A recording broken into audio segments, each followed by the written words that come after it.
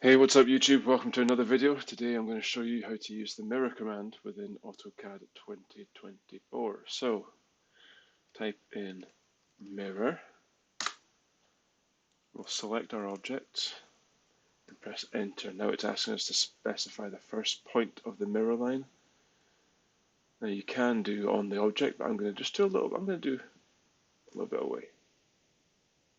So now using that line down the middle, that is our mirror line, and it will reflect anything on that side. So as you can see, the square is equal distance.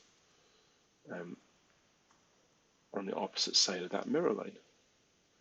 So when I click to put that object in place, it says, do you want to erase the source object?